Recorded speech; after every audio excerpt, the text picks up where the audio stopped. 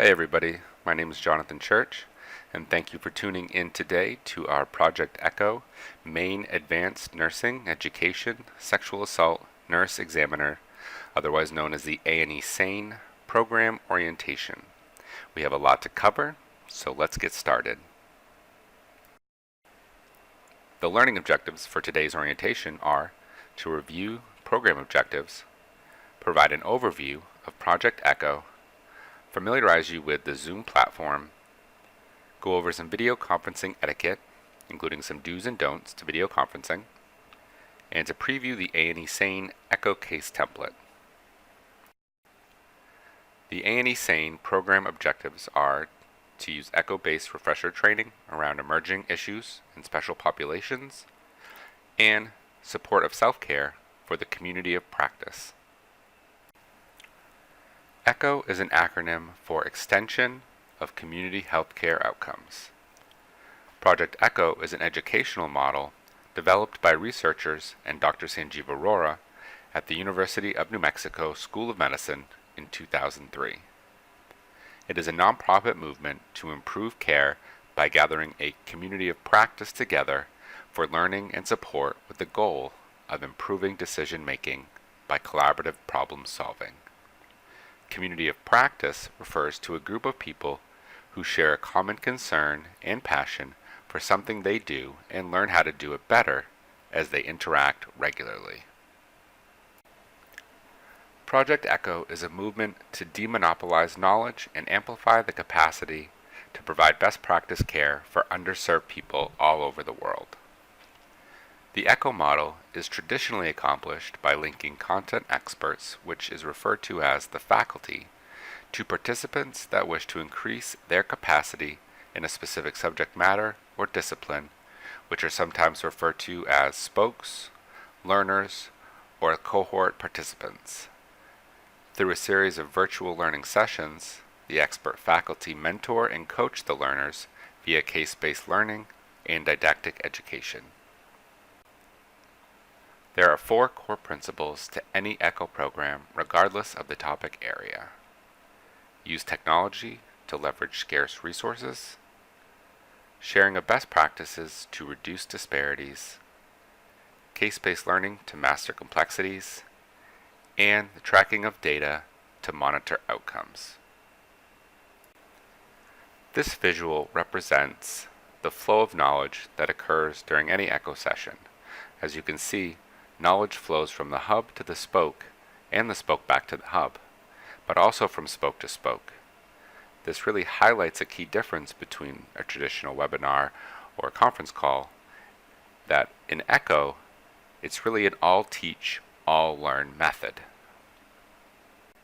So in summary, ECHO is just that. It's a methodology using the Zoom software as the delivery platform.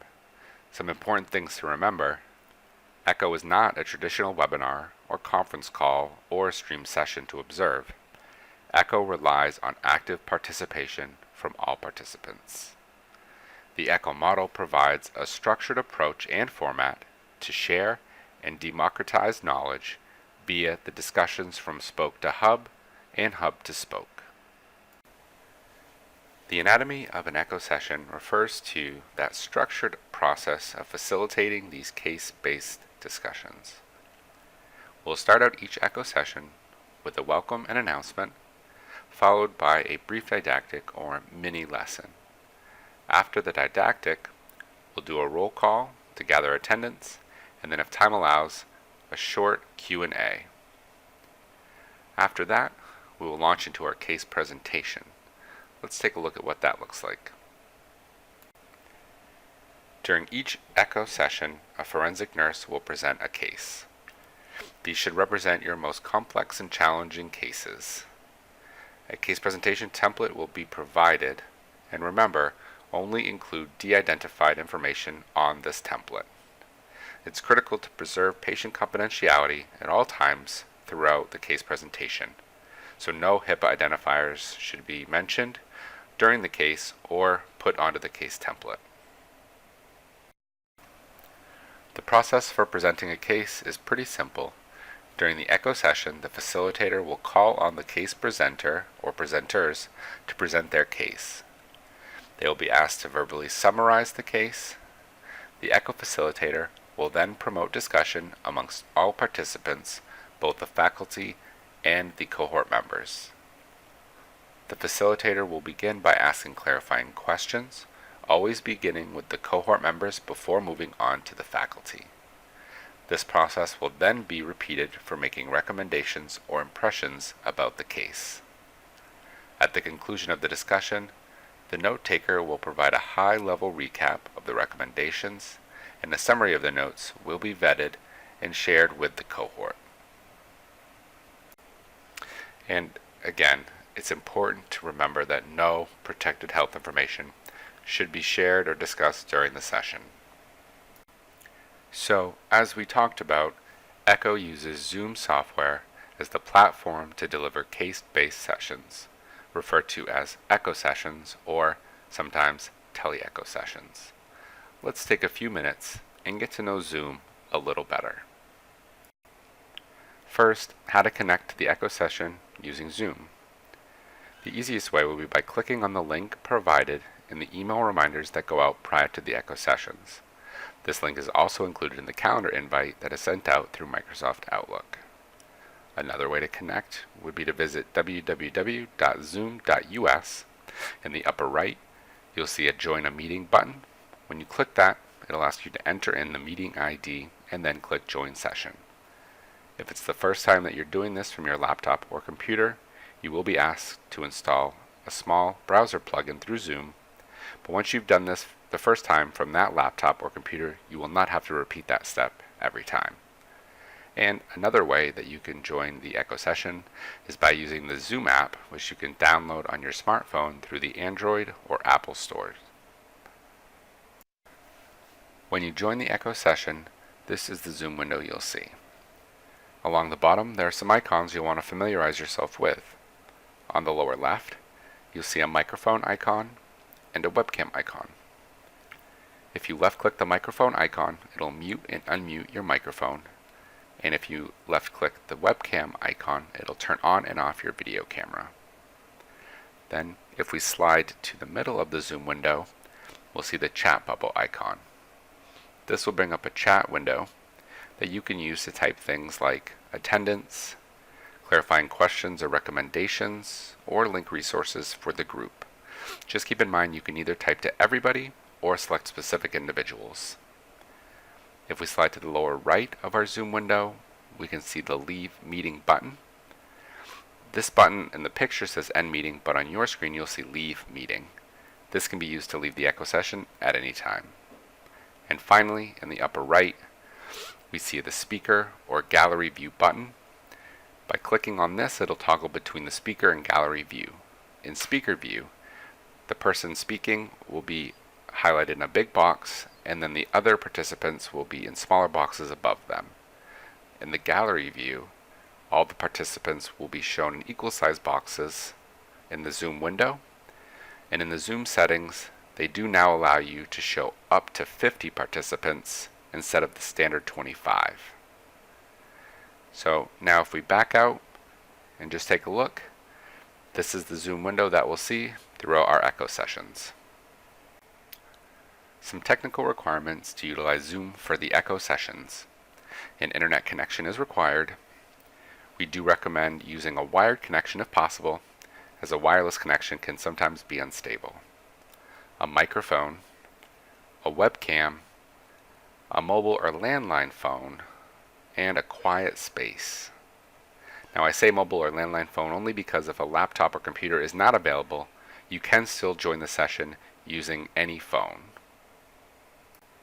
Some Zoom best practices to keep in mind. If possible, use a wired internet connection. Be in a nice well-lit room with the light in front of your face. Co-locate for larger groups if you're in the same location. Stay muted when you're not talking. This helps cut back on audio feedback and excess noise. And be on camera. Now, as we talked about, if you don't have a laptop or a computer for the session, you can use things like the Zoom app, which is available through the Apple or Android stores, or you can dial in from any telephone using the dial-in number and the meeting ID. These will be provided to you, and if you're on your phone, you can use *6 to mute and unmute yourself. So now that we've learned how to connect to the Echo session, we're pretty familiar with how the Zoom window works, and we're utilizing all those best practices. Let's talk a little bit about etiquette. It really comes down to creating a welcoming environment for all participants. So using good ground rules for communication, making sure to include everyone, whether they're in the room with other participants, on the video, or on the telephone, and making good eye contact. And remember, eye contact is at your webcam. And then if anything comes up, just making gentle suggestions and redirections. Just ask yourself, as a member of the Echo session, how can I help to create a warm and welcome environment? Some behaviors to avoid: of course, don't talk over people. Eliminate excess distractions, which could be shuffling papers in your office or having other conversations. And avoid embarrassing or shaming comments about something that a participant said. And remember, again, it's just all about creating a warm and welcoming environment. And finally, some best practices to remember when being a participant in an Echo session. Effective communication skills, which really boils down to active listening, maintaining that eye contact and showing an interest in what the other person is saying, keeping focused and encouraging participation for everybody. Having positive body language. Remember that if people can see you on camera, things like eye rolling and shaking your head comes across as negative. Managing some of those difficult behaviors in a positive fashion. Be direct but be tactful. And a few just personal attributes of having tolerance to the differences of all of the participants on the call, showing a sense of humility and a sense of humor and empathy to your fellow participants. Now let's take a look at our SANE Echo case template. The first page of the SANE case template has a place to put the date, presenter's name and facility, followed by some generic patient information, a brief social history of the patient, and then some medications and medical history. The second page has a place to put brief history of the presenting assault, a place to list medications that have been administered and medical interventions, followed by a grid of checkboxes with other questions. Keep in mind, not every single box has to be filled out. Fill out what's relevant to your case, and it's always okay to leave something blank. And the final page is just a questionnaire for the performing nurse with some questions regarding the case. And that brings us to the conclusion of our SANE participant orientation. Thank you so much for tuning in today and watching. We are so excited to see you at the first Echo session, which will be held on August 15th from 12 to 1 p.m. So again, my name is Jonathan Church. Thanks for watching. Have a great day.